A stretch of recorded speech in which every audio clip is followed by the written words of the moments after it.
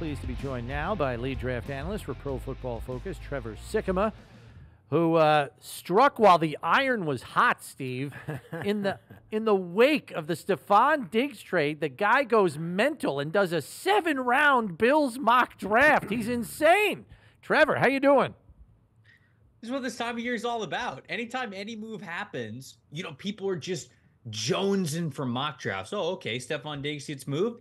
Boom, here's what the Bills are doing. Here's how they're moving forward. We got to look forward, right? There's no looking past. It's always looking to the future. So, yeah, the move inspired me to get to the Bills 7-round mock draft a little sooner than was on the schedule, but I had some fun with it. Yeah, it certainly did. And we'll get into some of those picks in just a second. But why don't you just kind of lay it on us, your impressions at first blush when the move happened, number one, and then, the compensation, number two, knowing that, just a short time ago, Keenan Allen only got the Chargers a 4, and, Amari Cooper a year or two ago only got the Cowboys a 5 and a 6. Yeah, look, it's a major move. I mean, regardless of even the price. I mean, Stefon Diggs is one of the best wide receivers in the NFL. The combination of him and Josh Allen, it's just one of the best QB wide receiver combinations that we had in this league. So to break that up, for whatever the compensation was going to be, it was going to be something that was going to leave a wake throughout the rest of the NFL. For them to get, I honestly, I kind of feel like they could have gotten more for Diggs, but look, the contract situation kind of is what it is. Maybe he wanted out a little bit. You see all the dead money that they're taking on. Maybe that hints that, Stefon was ready to move on. There have been some rumors of that over the last couple of years, although I know that he has put those things down. But at least getting a second-round pick, I guess, like you said, compensation for some of the other wide receivers who maybe were in a similar spot, were looking to get some change of scenery or whatever it was, weren't able to garner even a second-round pick, even a future second-round pick. So it seems light given the talent of player that Stefon Diggs is, but he's over 30 now. So for the Bills to kind of get that, if he wanted his way out, then I guess that makes sense, right? But now it kind of leaves a major hole on the roster because wide receiver was already a big need for the Buffalo Bills, and that was because of the departure of Gabe Davis. Now it's, exponentially that much higher because the wide receiver one is gone as well. So, when you compound Diggs leaving with, some of the guys like, Tre'Davious White and Micah Hyde and Jordan Poyer and like these guys no longer being on the team, the whole identity, it feels like, is shifting. It's always going to be built around Josh Allen as long as they have Josh Allen. But a lot of those core identity guys from what was this current Bills winning window are gone. So it's just a big change of identity and what this team is going to be moving forward. And I think Diggs was probably the biggest domino to fall of the guys that have been, have moved on, I would say, over the last 2 years. Yeah, no question about it. And one of the things that we were going around and around, of course, the gut reaction is that because of the gaping hole it leaves at the number one wide receiver spot, you think, okay, this is a setup for a move that Brandon Beane may make on draft or before the draft. Does it seem like that to you? And after 24 hours, maybe you can kind of take a deep breath and sit back and say, no, they can still draft a guy. But what are your thoughts on the replacement of Diggs and what the plan might be for going about it? What's your next step? Yeah, so, I mean, the rumors immediately after the trade for kind of what the Bills were going to do, I mean, I saw a lot of people on Twitter and Instagram, talking about, okay, well, now the Bills, like you mentioned, are going to get really aggressive to potentially move up. And I can see that in a vacuum, like you mentioned, okay, major hole at wide receiver, needing a wide receiver one. There's some good ones in this draft. Let's go trade up and get one. But to get from 28 to the top 10, which is what it would require to draft one of you, like Malik Neighbors or Rome Odunze. I don't think that Marvin Harrison Jr. is going to be in play. In order to get up to that point to draft one of those guys, you're talking about a Julio Jones type of trade, multiple first round picks, some day 2 picks as well. And look, Julio worked out, but I think that a lot of people would tell you in most cases, it's not. Giving up that type of a price for any non-quarterback is just, it's so steep. And so, yeah, if you go get yourself a Julio Jones, I think you would say that it was worth it. But Julio Jones, one in a decade type of a player, right? So it's hard to bet, even as talented as we believe Malik Neighbors and Rome Odunze are going to be, for that player to be worth that type of a trade price. So instead for Buffalo, it's a little bit tricky because they've got a lot of day 3 capital. They have the first round pick, the second round pick, no third round pick, 2 fourth round picks. So it makes even a little trade up a little bit tricky for them. They might have to dip into some 2025 capital if they want to trade up a little bit. But you mentioned that 7 round mock draft that I did for this team. So I went into that mock draft and said, okay, I'm not going to trade. I'm not going to trade 28. I'm going to stick at 28. Let's see what happens if I don't move. And unfortunately, not only were those top 3 wide receivers gone, Brian Thomas Jr. from LSU and Edie Mitchell from Texas were also both gone by the time I got to number 28. So it just means that you have to sort of have a change in philosophy. And ultimately, I think the answer to your question comes down to this. Do the Bills still think they are all gas, no brakes? We're in our winning window. Let's go for it. Because if you are, trading up for a wide receiver 1 becomes more worth it for you. But if you look at all of the veteran departures that they've had over the last 2 years and say, okay, we need to kind of retool this roster a little bit, then you're not going to want to pay the price to move up from 28 all the way up there, because you're going to want to use those picks, not just this year, but also next year, to retool that roster to hopefully slingshot yourself back into a winning window instead of being in a full rebuild. All right. So, you choose to replace, Mitch Morse for all intents and purposes with the first pick at 28 in your mock for the Bills, and you go Jackson Powers Johnson, the Oregon center, who, along with Graham Barton, are probably considered the cream of the crop for interior O-line in this draft. And then you go receiver after that in round 2. And, we've heard time and again how deep this receiver is. There are some who are of the belief that you can have year 1 contributors as late as round 3 at the receiver position. And you go with one of the Washington triumvirate in Ja'Lynn Polk. Maybe just lay out why you think he's a fit for what the Bills want to do. Yeah, so he makes a lot of sense, especially when you look at the current Bills wide receiver room now, right? And I think that this team, for as much as they like Khalil Shakir, obviously you bring in Curtis Samuel for a reason, you're bringing Mac Hollins for a reason. I think that they're still of the mindset that, hey, we're not letting anybody who's on the roster right now take away from drafting any type of wide receiver, shape or size, that we think could really benefit this team the most. So it doesn't have to necessarily be this way, but I like Ja'Lynn Polk because this past season, he was a big-time vertical threat, which, of course, I think that they're trying to look for that still with Gabe Davis's departure. But he's also a big contested catch guy. He brings some good. He's not overly, imposing with his physical measurables, but he'll go up strong to the catch point. He'll give you some great contested catches, some full body extension type of catches.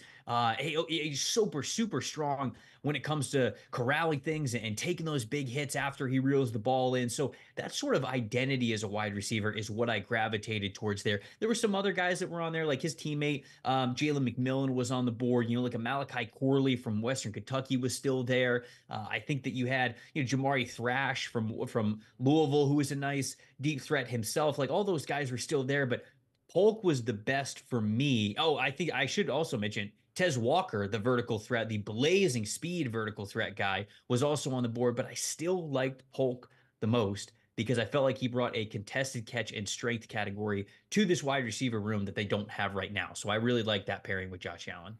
And how deep do you think, for a day 1, day 2 pick, how many receivers you think, what's the range? I mean, you just said that, the top 6 guys will be gone before the last part of the first round. How deep does this thing go? And say through the first 2 rounds, how many wideouts do you see getting off the board?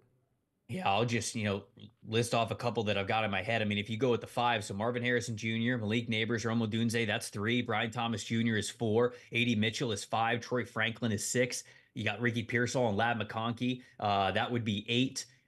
You got Keon Coleman, I think, is in that mix for 9. Xavier Legette from South Carolina is 10. Roman Wilson would make it 11. Ja'Lynn Polk would make it 12. And so I've got 12 wide receivers that I think I could make a case for all of these guys going realistically within the first 2 rounds. That's a lot of wide receivers, and that's not even counting guys like maybe Jermaine Burton from Alabama, who I think is talented enough to be in that category as well. Tez Walker with his blazing speed from UNC. Now we're at 14. Johnny Wilson and his unique size from Florida State. That's 15. So very easily I get into 12, 13, 14, 15 receivers that all could potentially be in that, let's say, top 75 range, where even we're going a little bit into the front end of the third round. I think we can get 15 wide receivers in the top 75. They're just that talented this year. And let's face it, there's a lot of teams in the NFL that want to continue to build their passing attack, and this is a good year to do it. So I think you're going to see that in how many receivers are going to be selected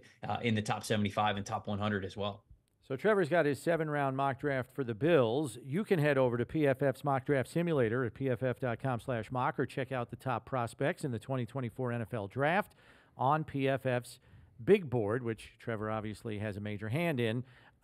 Let's just assume, Trevor, that they don't part with a lot of draft capital to make a seismic move up the board into the top 10.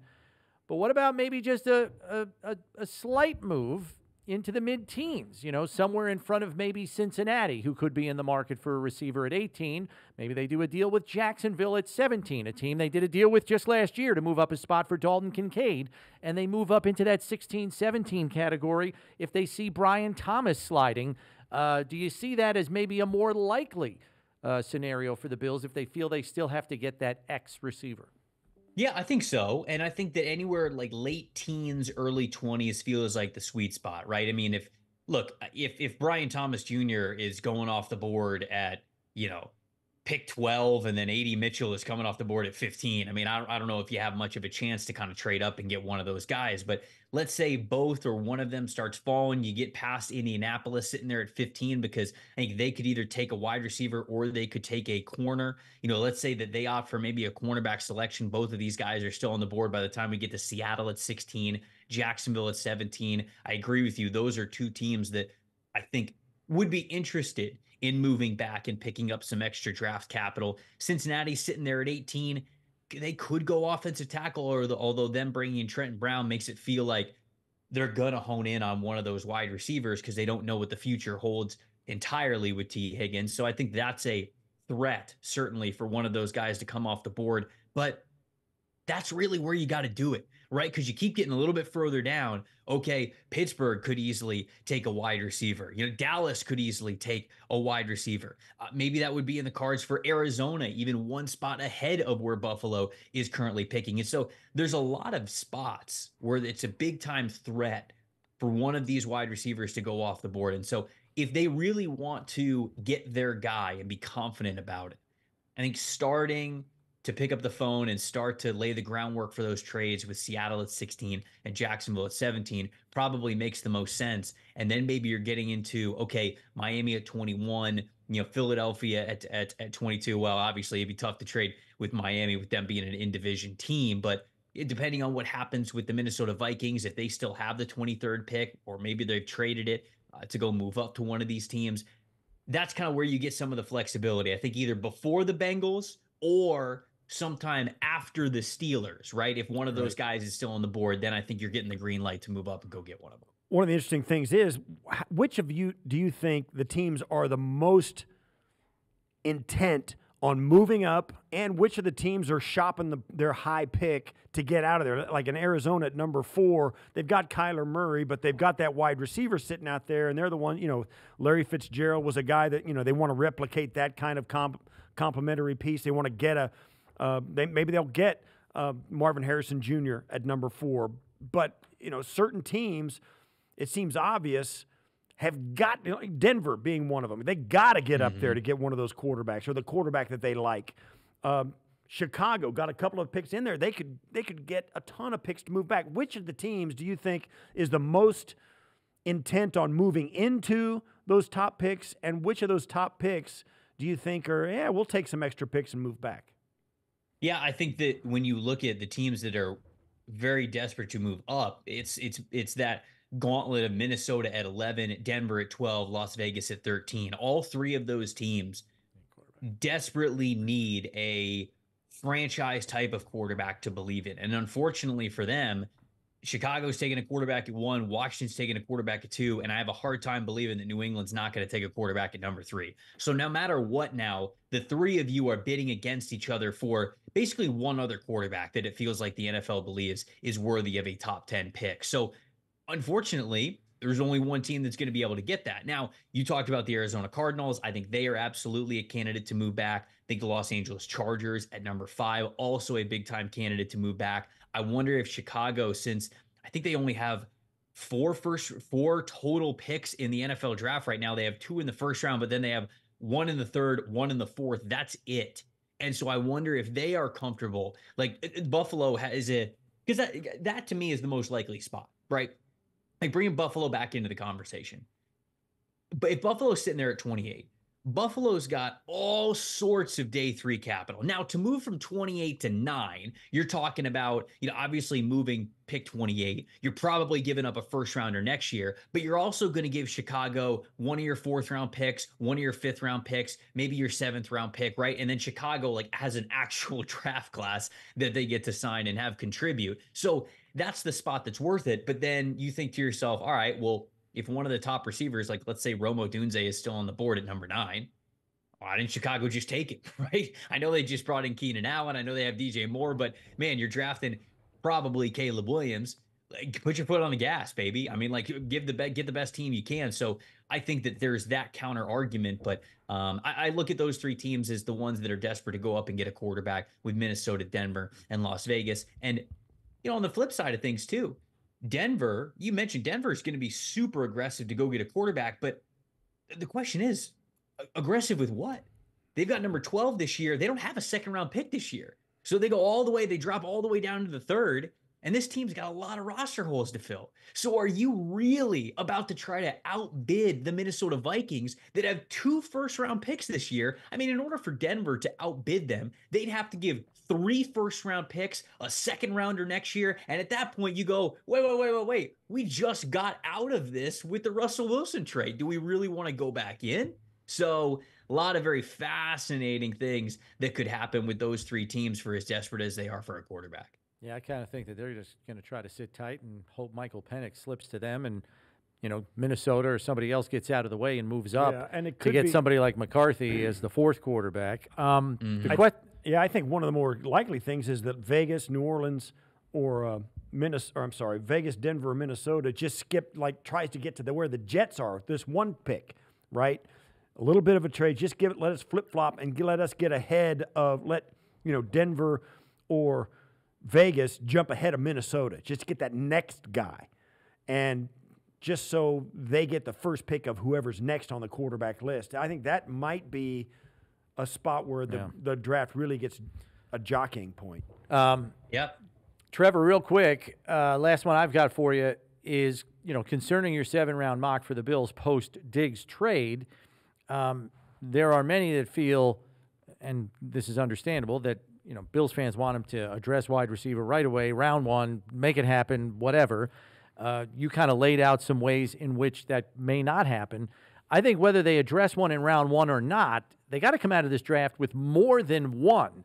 What would you say is a good over-under for the Bills in the wake of this Diggs trade for them to come out of this draft with? I think they got to come out of this draft with at least 2 receivers, which is what you did in yours.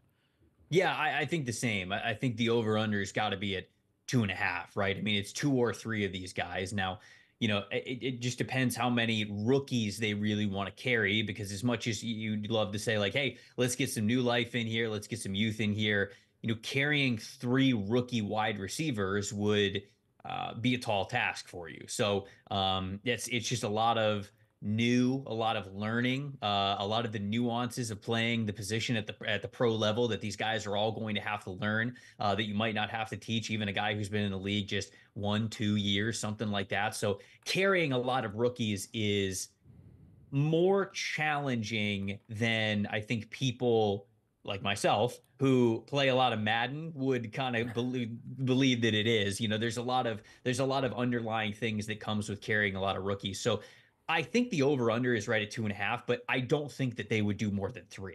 I see some people, it's hey, we got enough room to load up, throw as many darts at the dartboard as you can, see which ones hit. And I just don't think that that's plausible. So I think it's probably somewhere around 2 or 3, but again, I don't think it's less than 2. I don't think it's more than 3. All right, Trevor. Thanks Trevor. As always for the time. We appreciate it. We'll see if we can catch up with you, if not before the draft, certainly afterwards down the line here in the offseason. Thanks much. Yeah, I appreciate it, guys. Anytime.